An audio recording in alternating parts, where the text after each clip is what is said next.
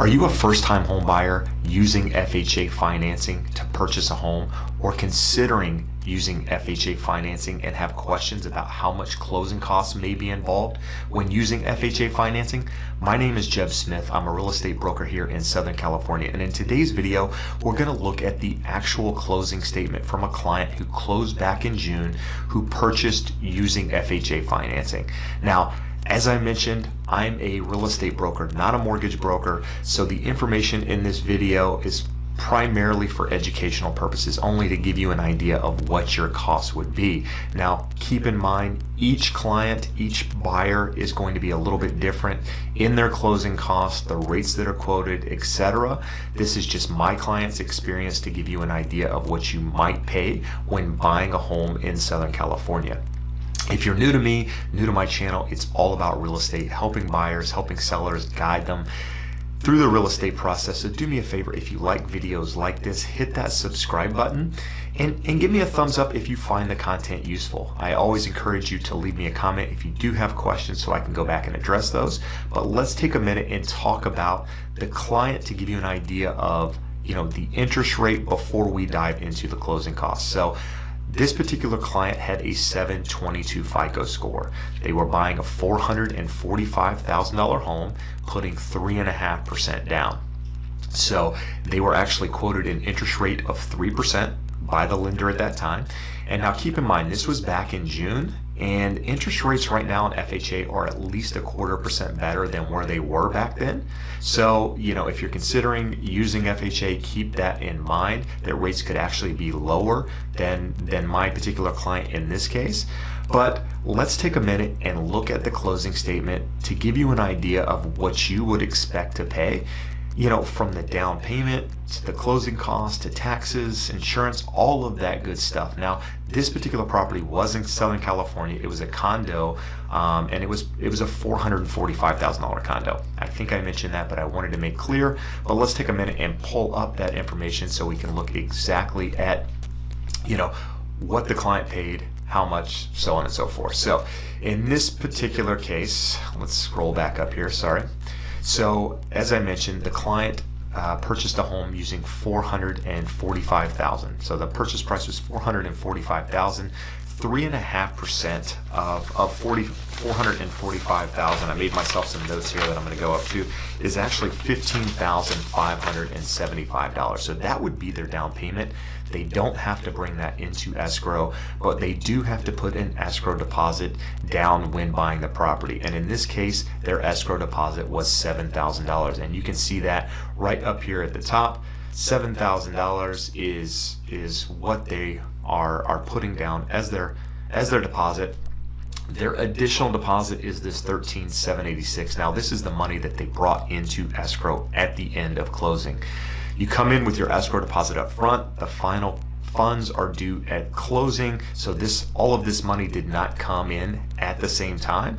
But that gives you an idea of how much money they actually brought into escrow in order to close the transaction. So, let's take a minute here and dive through this. So, they had some taxes that were due and also some association dues that were due, and that's the two fees that you see here at the top, that $329.75 as well as the $216.33. So they had to pay the taxes due from the time they closed on June 2nd through the end of the month, which equated to $329.75. And they had to pay 1 month of association dues that was prorated a little bit at $216.33. Now, as you come down here, you are going to see title charges and you're going to see escrow charges. Not every state has an escrow. Some states have attorneys, so in different states, it may come on this particular closing statement a little bit differently. But in this case, the title charges were $1,048.52. That's essentially this lender mortgage premium here, as well as all of these fees, equaled $1,048.52. And then as you scroll down, they also had escrow fees. In this case, they had to pay an escrow fee, a loan tie-in fee, doc prep fee, a wire fee, email doc fee, as well as a courier fee, and those fees equaled $1,857.50. So those two numbers right there make up the bulk of their closing costs. Now, in this case, their lender did not charge them any points. In fact, they got a rebate, which you're going to see in just a minute. But the new deed of trust, so how much are they actually financing? What are their payments going to be based off of? It's going to be based off this 436 number, 436,939. Well, you're probably asking yourself, if they're buying a property at $445,000 and their 3.5% down payment is $15,575, how are they financing 436? Because those numbers don't add up. Well, when doing FHA financing, you have this upfront mortgage insurance premium that is due when buying a property. It's 1.75%. And in this case, it is $7,514. And so what you do is you take the 445, you subtract the 3.5%, which is 15,575. You're left with 429 and some change. Once you add back that 75,1494, it gives you a loan amount of 436,939. So that is the amount that they financed, and that's what their payments are going to be based off of every month. Now, FHA requires that you impound your taxes and insurance when buying a property. What are impounds? Well, it's when you pay your taxes and your insurance every month with your mortgage payments, so that your taxes and insurance get paid when they are due. In this case, they closed in June. They were required to pay 4 months of taxes. Their taxes were $478.48 a month, and their insurance was $104 for 3 months, so it's $34.67 a month.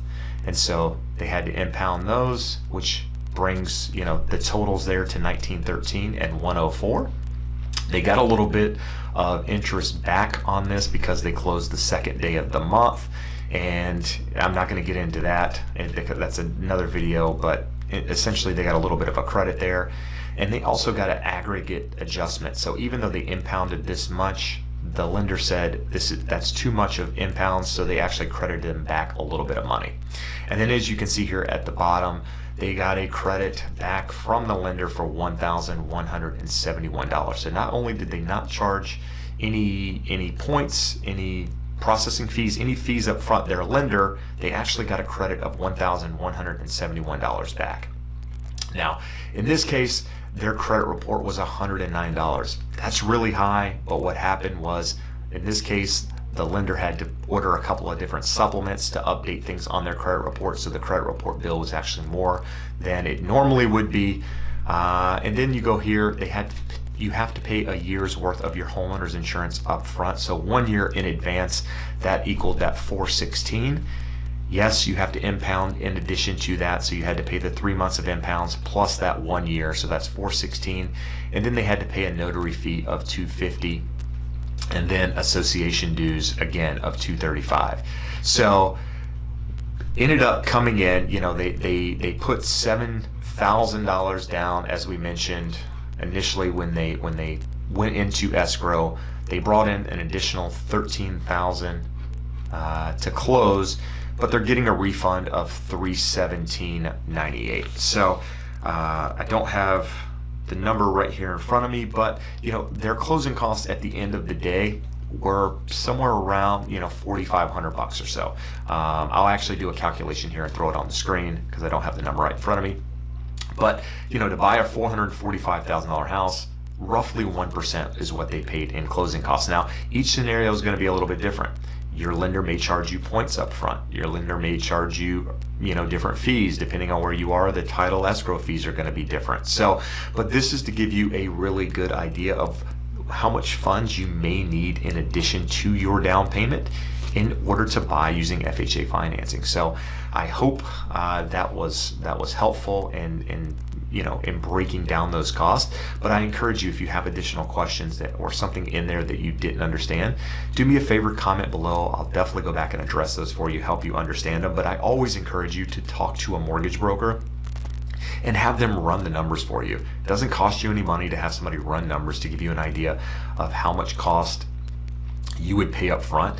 And it's always important because if you actually trying to buy a house, you need to get pre-approved anyway. And part of that pre-approval process is breaking down these numbers to find out how much money you're going to need in addition to that down payment. So if you don't have somebody that you trust or that's referred to you and you need a contact, do me a favor, reach out to me. I'm definitely happy to connect you anywhere in the United States.